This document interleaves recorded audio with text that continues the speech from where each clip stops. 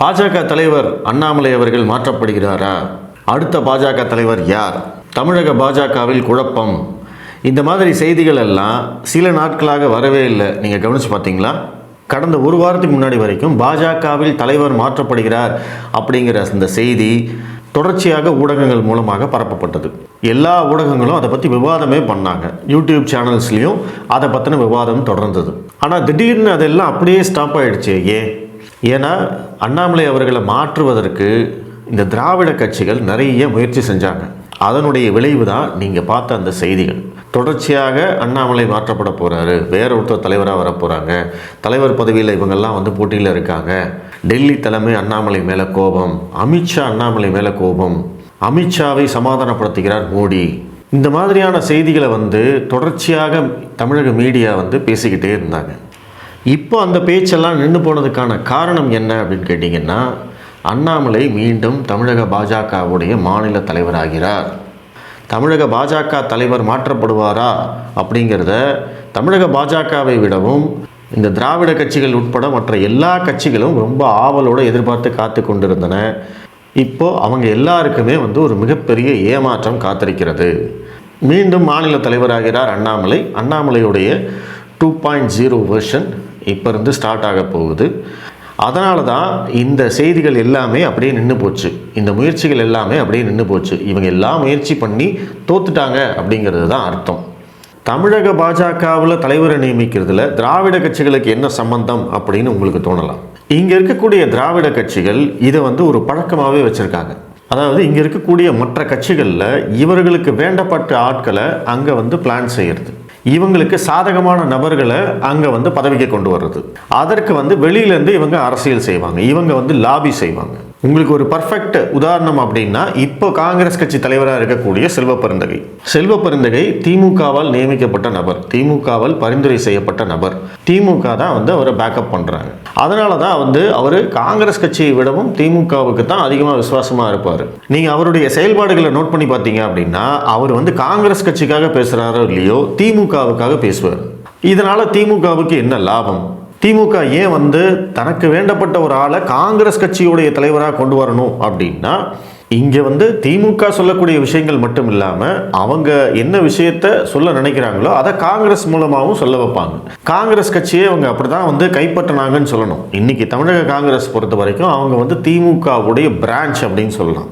ஏன்னா திமுக பேசக்கூடிய அனைத்து கொள்கைகளையும் இன்றைக்கி காங்கிரஸ் கட்சி பேசுது. அதே காங்கிரஸ் கட்சி இங்கிருந்து பார்டர் தாண்டி கேரளா போயிட்டாங்கன்னா அவங்களுடைய கொள்கை வேறு, இந்த பக்கம் கர்நாடகா போயிட்டாங்கன்னா அவங்களுடைய கொள்கை வேறு. இங்கே காங்கிரஸ் கட்சி தேசிய கல்விக் கொள்கையை எதிர்க்கிறாங்க, மும்மொழி கொள்கையை எதிர்க்கிறாங்க, இந்த ஜிஎஸ்டி வரி விதிப்பை எதிர்க்கிறாங்க, நீட் தேர்வை எதிர்க்கிறாங்க. இந்த மாதிரி மத்திய அரசு திட்டங்கள் அத்தனையுமே இங்கே எதிர்த்துட்டு மற்ற மாநிலங்கள், அதாவது காங்கிரஸ் கட்சி ஆளும் மாநிலங்களில் இந்த திட்டங்கள் எல்லாமே அமல்படுத்தப்பட்டிருக்கு. அப்போது இங்கே இருக்கக்கூடிய காங்கிரஸ் யாருடைய கட்சி, யாருடைய கட்டுப்பாட்டில் இருக்குது? காங்கிரஸ் என்பது ஒரு தேசிய கட்சி. அவங்க டெல்லியில் ஒரு முடிவு எடுக்கிறாங்க அப்படின்னா அதை எல்லா மாநிலங்களுக்கும் அமல்படுத்துவாங்க. ஆனால் மாநிலத்துக்கு ஒரு கொள்கை, மாநிலத்துக்கு ஒரு செயல்பாடு அப்படின்னு அவங்களால இருக்க முடியாது இல்லையா? அப்படி இருந்தால் அவங்க எப்படி தேசிய கட்சி ஆவாங்க? இது காங்கிரஸ் மட்டும் இல்லை, மற்ற கட்சிகள்லேயும் இதே மாதிரி திமுகவுக்கு ஆதரவாக, அதிமுகவுக்கு ஆதரவாக சில நபர்கள் வளர்க்கப்படுவார்கள், வளர்த்தெடுக்கப்படுவார்கள். அவங்களுக்கு வெளியிலேருந்து திமுகவும் அதிமுகவும் ஆதரவு கொடுப்பாங்க. அதன் மூலமாக அவங்க அந்த கட்சியிலேயே பார்த்தீங்கன்னா ஒரு முக்கிய பிரமுகராக வளர்ந்து வருவார். அப்படி அவங்க வளர்ந்து தலைவரானாங்க அப்படின்னா அவங்க யாருக்கு ஆதரவாக செயல்படுவாங்க? இங்கே இருக்கக்கூடிய திமுக அதிமுக கட்சிகளுக்கு ஆதரவாகத்தான் செயல்படுவார்கள். இன்னைக்கு விசிக கட்சியும் கிட்டத்தட்ட அதே நிலைமையில தான் இருக்கு. இன்னைக்கு விசிக கட்சியிலேருந்து ஆதவ் அர்ஜுனாவை ஏன் வெளியில் அனுப்புனாரு, ஏன் சஸ்பெண்ட் பண்ணாரு, ஏன் இவ்வளவு நடந்தும் திருமாவளவனால திமுக கூட்டணியை விட்டு நான் வெளியில் போவேன் அப்படின்னு சொல்ல முடியல அப்படின்னா, இன்னைக்கு விசிக கட்சியில் இருக்கக்கூடிய ஆலூர் ஷானவாஸ், எச் ரவிக்குமார், வன்னியரசு, இவங்க எல்லாருமே கிட்டத்தட்ட திமுகவுடைய உறுப்பினராகவே மாறிட்டாங்க. அவங்க பேருக்கு தான் விடுதலை சிறுத்தைகள் கட்சியில் இருக்காங்களே தவிர முழுக்க முழுக்க திமுகவுக்கு முட்டு கொடுக்கும் வேலையை தான் இவங்க 3 பேருமே பார்த்துக்கிட்டு இருக்காங்க. ஒருவேளை விசிக கட்சி திமுக கூட்டணியிலேருந்து வெளியேறுகிறது அப்படின்னு திருமாவளவன் அறிவித்தார் அப்படின்னா அந்த கட்சியை இரண்டாக உடையக்கூடிய வாய்ப்புகள் இருக்குது. இன்றைக்கி அந்த பயம் தான் இன்றைக்கி திருமாவளவனை வேறு கூட்டணிக்கு செல்ல விடாமல் தடுக்குது. அவரால் இருக்கவும் முடியல, வெளியில் போகவும் முடியல. வெளியில் போனால் அவருக்கு மிகப்பெரிய நஷ்டம். இந்த மாதிரி கட்சிகளை உடைக்கிறத வந்து இந்த திராவிட கட்சிகள் எத்தனையோ தடவை செஞ்சுருக்காங்க. அந்த மாதிரி தமிழக பாஜகவையும் தங்களுடைய கைப்பிடிக்குள்ளே வச்சுக்கணும் அப்படிங்கிறது தான் இந்த திராவிட கட்சிகளுடைய எண்ணம். இதை நான் சொல்கிறதுனால இதற்கு முன்னாடி பாஜகவுடைய மாநில தலைவர்களாக இருந்தவர்கள் எல்லாம் இந்த திராவிட கட்சிகளுடைய கைப்பாவைகளாக இருந்தார்களா அப்படின்னு கேட்டிங்கன்னா நான் அந்த மாதிரி சொல்ல வரல. இவங்களுக்கு தேவையான போது பயன்படுத்தி கொள்ளும் ஒரு நபரை அவங்க பரிந்துரை செய்வாங்க, அவங்க லாபி செய்வாங்க, அவங்க வந்து சப்போர்ட் பண்ணுவாங்க. இது தான் நான் வந்து சொல்கிறேன். ஆனால் இங்கே அண்ணாமலை வந்ததுக்கப்புறமா பாஜக ஆட்சிக்கு வரும், நாங்கள் வந்து ஆட்சிக்கு வர்றதுக்காக தான் கட்சி நடத்துகிறோம், நாங்கள் மற்றவர்களை ஆட்சி கொண்டு வரதுக்காக நாங்கள் கட்சி நடத்தலை அப்படின்னு சொன்னதோடு மட்டும் இல்லாமல் அவர் என்ன பண்ணுறாரு, 234 தொகுதிக்கும் நடைபயணம் போகிறாரு, கட்சியை வளர்க்குறாரு, கட்சியுடைய வாக்கு சதவீதத்தை அதிகரிக்கிறாரு, 2ஆம் கட்ட 3ஆம் கட்ட தலைவர்களை உருவாக்குறாரு. இதை எப்படி திராவிட கட்சிகளால் பொறுத்துக்க முடியும்? இப்போ உதாரணத்துக்கு திமுக கூட்டணியில் இருக்கக்கூடிய காங்கிரஸ் கட்சி நாங்கள் ஆட்சிக்கு வருவோம்னு சொல்லிட்டு திமுக கூட்டணியில் இருக்க முடியுமா? கண்டிப்பாக முடியாது. அதே தான் வந்து தமிழக பாஜகவோட நிலைமையும். தமிழக பாஜகவை தன்னுடைய கட்டுப்பாட்டுக்குள்ளே தன்னுடைய கைக்குள்ளே வச்சுக்கணும். அதாவது திமுக எப்படி காங்கிரஸை நடத்துதோ, எப்படி வந்து அதை கட்டுப்பாட்டுக்குள்ளே வச்சுருக்கோ, அதே மாதிரி அதிமுகவும் பாஜகவை தன்னுடைய கட்டுப்பாட்டுக்குள்ளே வச்சுக்கணும் அப்படிங்கிறது தான் திரு எடப்பாடி பழனிசாமியுடைய எண்ணம். அது 2019 அவர் செஞ்சு காட்டினார், 2021 அவர் செஞ்சு காட்டினார். அவர் கொடுக்கறது தான் சீட்டு, அவர் கொடுக்கறது தான் இடம், எந்த தொகுதியில் நிற்கணுங்கிறதே அவர் தான் டிசைட் பண்ணார். அந்த நிலைமையிலேருந்து வெளியில் வந்தால் தான் நீங்கள் கட்சியை வளர்க்குறத பற்றியே நீங்கள் சிந்திக்க முடியும் அப்படிங்கிறது தான் திரு அண்ணாமலை அவர்களுடைய எண்ணம். அதனால தான் அவர் என்ன சொல்கிறாரு, என் வழி தனி வழி அப்படின்னு சொல்லி பாஜகவை ஆட்சிக்கு கொண்டு வருவது தான் என்னுடைய நோக்கம், அதற்காகத்தான் நான் இங்கே வந்திருக்கேன் அப்படின்னு சொல்லி அவர் வேலை பார்க்குறாரு.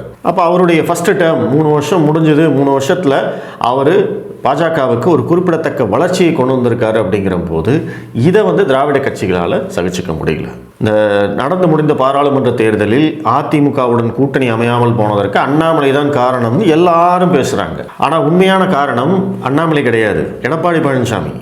ஏன்னா எடப்பாடி பழனிசாமியோடைய எண்ணம் என்ன அப்படிங்கிறத தான் நான் இப்போ சொன்னேன். பாஜகவை தன்னுடைய கட்டுப்பாட்டுக்குள்ளே வச்சுக்கணும், கை கடக்கமாக இருக்கணும் அப்படிங்கிறது தான் அவருடைய எண்ணம். அதை மீறி அண்ணாமலை செயல்படுறதுனால இந்த கூட்டணி ஒத்து வராது. இங்கே வந்து பாஜக ஆட்சியை பிடிக்க பார்க்குறாங்க, பாஜக இங்கே வளர்ந்தது அப்படின்னா அது வந்து அதிமுகவுக்கு நஷ்டம் அப்படிங்கிறதுனால தான் இந்த கூட்டணி ஒன்றும் சேரலை. எடப்பாடி பழனிசாமி நம்ம தனியாக தான் நிற்போம், பாஜக கூட மட்டும் கூட்டணி கிடையாது அப்படிங்கிற முடிவுக்கு வந்தார். அதுவும் ஒரு காரணம், அது மட்டுமே காரணம்னு சொல்லலை, அதுவும் ஒரு காரணம். அப்போ தமிழக பாஜகவில் மாநில தலைவர் தேர்தல்னு வரும்போது திராவிட கட்சிகளுக்கு நெருக்கமாக இருக்கக்கூடிய, அதாவது 2 பேரும் பேசிக்க அளவுக்கு இருக்கக்கூடிய நபர்களை வந்து அவங்களே முன்னிறுத்துறாங்க, அவங்களுக்கு ஒரு கூடுதல் முக்கியத்துவம் கொடுக்கப்படுது. இங்கே இருக்கக்கூடிய மீடியா அவங்க எல்லாருக்குமே வந்து இம்பார்ட்டன்ஸ் கொடுக்குறாங்க, அவங்க எல்லாத்துக்குமே வந்து கவரேஜ் கொடுக்குறாங்க, ஒரு நெரேட்டிவ் செட் பண்ண பார்க்குறாங்க.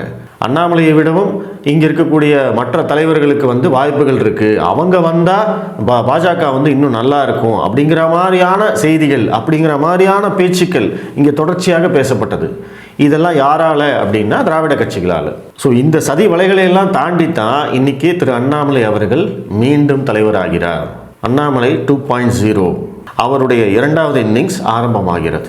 ஏன்னா இந்த தலைவர் தேர்தல் வந்ததுனால கிட்டத்தட்ட ஒரு மாதம் 1.5 மாதமாகவே திரு அண்ணாமலை அவர்களுடைய செயல்பாடுகளே கொஞ்சம் கொஞ்சமாக முடங்கிருச்சு. அவரால் வேறு எதுலேயுமே வந்து கான்சென்ட்ரேட் பண்ண முடியல அப்படிங்கிறது நம்மளுக்கு தெரியுது.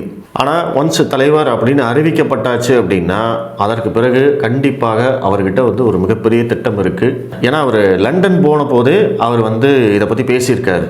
மறுபடியும் வந்து கிராமங்கள் தோறும் போக போகிறதா சொல்லியிருக்காரு. மேபி என் மண் என் மக்கள் 2.0 அது வந்து நடக்கிறதுக்கான வாய்ப்புகள் இருக்குது. ஆனால் தொடர்ச்சியாக வந்து 234 தொகுதிக்கும் போவாரா அப்படிங்கிறது நம்மளுக்கு தெரியல. ஏன்னா அந்தளவுக்கு நாட்களும் இல்லை. சட்டமன்ற தேர்தலுக்கு நம்மளுக்கு இன்னும் 1 வருஷம் மட்டும்தான் பாக்கி இருக்குது. அப்படி இருக்கிற போது அவர் இந்த என் மண் என் மக்கள் யாத்திரை போன மாதிரி வந்து பொறுமையாக மற்ற ஏரியாக்கள்லாம் கவர் பண்ண முடியாது. பட் அதற்கு தகுந்த மாதிரி அவர் வேறு ஏதாவது திட்டங்கள் வைத்திருப்பார் அப்படின்னு நினைக்கிறேன். அதே மாதிரி 2ஆம் கட்ட 3ஆம் கட்ட தலைவர்களை வந்து உருவாக்கி அவங்கள வந்து மக்கள் மத்தியில் அறிமுகப்படுத்தி வைக்க வேண்டிய மாபெரும் வேலை அவருக்கு காத்திருக்கு. நாடாளுமன்ற தேர்தலுக்கு முன்னாடியே அவர் வந்து ஒரு மேடையில் பேசும்போது ஒரு விஷயம் சொல்லியிருப்பார். சட்டமன்ற தேர்தலுக்கு 500 நாட்களுக்கு முன்னாடியே நம்ம அந்த 234 தொகுதிக்கும் நம்ம வேட்பாளரை அறிவித்தோம் அப்படின்னா நம்மளுடைய கேமே வேறு, அந்த அளவுக்கு வந்து நம்ம தயாராக இருக்கணும் அப்படிங்கிறத சொல்லியிருப்பார். அதுக்காக வந்து வேட்பாளரை அறிவித்து பண்ணணும் அப்படிங்கிறது இல்லை, அந்த அளவுக்கு நம்ம வந்து களத்தில் தயாராக இருக்கணும் அப்படிங்கிறத சொல்லியிருப்பார். ஆனால் இந்த மாநில தேர்தல் நடுவில் வந்ததுனால இப்போ வரைக்கும் வந்து அவரால் அந்த மாதிரியான வேலைகளை செய்ய முடியாமல் இருக்கலாம். பட் இதற்கு மேலே வந்து சுறுசுறுப்பாக அவர் கண்டிப்பாக வேலை செய்வார். என்னுடைய ஒரே ஒரு வேண்டுகோள், என்னுடைய வேண்டுகோள் மட்டும் இல்லாமல் மற்ற பாஜக கட்சிக்காரர்கள் மற்றும் அனுதாபிகளுடைய வேண்டுகோள் என்ன அப்படின்னா, இந்த சீனியர் தலைவர்கள் இவங்க எல்லாரும் வந்து ஒரே குரலாக தமிழக பாஜக தலைவர் அண்ணாமலைக்கு ஒத்துழைப்பு கொடுக்கணும். மாற்றி மாற்றி பேசாமல் நீ பெருசா நான் பெருசா அந்த மாதிரி ஈகோ பார்க்காம தங்களுடைய முழுமையான மனம் திறந்த ஒத்துழைப்பை இவங்களுக்கு கொடுத்தாங்க அப்படின்னா அதன் மூலமாக பாஜகவுக்கு கிடைக்கக்கூடிய பலன் அவங்களையும் தான் போய் சேரும். ஸோ இதை வந்து சீனியர் லீடர்கள் செய்வாங்களா அப்படிங்கிறத நம்ம பொறுத்து பார்க்கணும். 2026 தேர்தல் அப்படிங்கிறது ஒரு மிகப்பெரிய சவால் தான், அதை வந்து யாருமே இல்லைன்னு சொல்ல முடியாது. ஏன்னா இங்கே இருக்கக்கூடிய பத்திரிகையாளர்களாகட்டும் வேறு கட்சியினராகட்டும் பாஜகவை வந்து ஒரு பொருட்டாவே எடுத்துக்காமல் இந்த தேர்தலை சந்திக்கணும் அப்படிங்கிற ரேஞ்சில் கொண்டு போயிட்டு இருக்காங்க. ஏன்னா நாடாளுமன்ற தேர்தலை பொறுத்த வரைக்கும் மோடி அப்படிங்கிற ஃபேக்டர் இருக்குது. சட்டமன்ற தேர்தலில் அவர் அந்த இடத்துல வந்து வரமாட்டார். ஸோ அதனால் பாஜக அப்படிங்கிற கட்சி சீன்லேயே இல்லை அப்படிங்கிற ரேஞ்சில் தான் இங்கே எல்லாரும் டீல் பண்ண போகிறாங்க. எனக்கு அதற்கான அறிகுறிகள் தெரியுது. ஏன்னா விஜய் அப்படிங்கிற ஒரு ஃபேக்டர் இங்கே வந்தாச்சு. அதிமுகவும் வந்து ஸ்ட்ராங்காக இருக்கிற மாதிரியான ஒரு பிம்பத்தை தொடர்ச்சியாக கட்டமைச்சிட்டே வராங்க. எடப்பாடி பழனிசாமி வந்து ஒரு மாபெரும் தலைவர் அப்படிங்கிற மாதிரியான ஒரு பிம்ப கட்டமைப்பு இங்கே தொடர்ச்சியாக நடந்துகிட்டே இருக்குது. மீடியாக்கள் வந்து பார்த்தீங்க அப்படின்னா விஜய் கட்சிக்கு வந்து அதிக முக்கியத்துவம் தர்றதை நீங்கள் தொடர்ச்சியாக பார்த்துருக்கலாம். 8% வாக்கு வங்கி இருக்கக்கூடிய நாம் தமிழர் கட்சிக்கு இங்கே டிவி விவாதத்தில் இடமில்லை. ஆனால் நேற்று கட்சி ஆரம்பித்த தாவேகாவுடைய பிரமுகர்கள் பிரதிநிதிகள் இந்த விவாதத்துல எல்லாம் கலந்துக்கிட்டு பேசுகிறாங்க. ஸோ அப்போ வந்து அந்த மீடியாவுடைய ஷிஃப்ட்டையும் நீங்கள் கவனித்து பார்த்தீங்கன்னா உங்களுக்கு தெரியும். ஸோ அப்போ இதெல்லாம் கணக்கு போட்டு பார்த்தீங்க அப்படின்னா ஏற்கனவே தமிழகத்தில் பாஜக தனிமைப்படுத்தப்பட்டிருக்கு அப்படின்னு தான் நான் சொல்லுவேன்.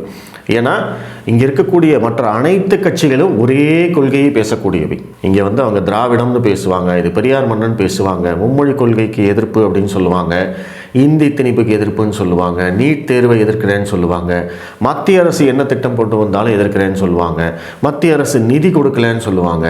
இந்த விஷயம் எல்லாத்துலேயும் வந்து பார்த்திங்கன்னா இவங்களுடைய குரல் ஒன்று தான். ஆனால் அதுலேருந்து மாற்று குரல் கொடுக்கறது, மாற்று கருத்து வச்சிருக்கிறது யார் அப்படின்னு கேட்டிங்கன்னா பாஜக மட்டும்தான். ஸோ அதுவும் வந்து ஒரு வகையில் அட்வான்டேஜ் அப்படின்னு ஏற்கனவே அண்ணாமலை அவர்கள் சொல்லியிருந்தாலுமே ஆனால் களம் அவ்வளோ எளிதல்ல அப்படிங்கிறதையும் நம்ம புரிஞ்சுக்கணும். ஸோ இது கண்டிப்பாக அண்ணாமலை அவர்களுக்கும் தெரிஞ்சிருக்கும். அதை நம்ம தனியாக புதுசாக சொல்லணுங்கிற அவசியம் இல்லை. ஸோ கண்டிப்பாக அதற்கு தகுந்த மாதிரி தான் திரு அண்ணாமலை அவர்களுடைய திட்டமும் இருக்கும் அப்படின்னு நம்ம நினைக்கிறோம். ஸோ மீண்டும் மாநில தலைவராக இருக்கும் திரு அண்ணாமலை அவர்களுக்கு நம்மளுடைய வாழ்த்துக்களை தெரிவிப்போம். கண்டிப்பாக நம்ம அவருக்கு சப்போர்ட் பண்ணுவோம். தொடர்ந்து இணைந்து இருப்போம். நன்றி.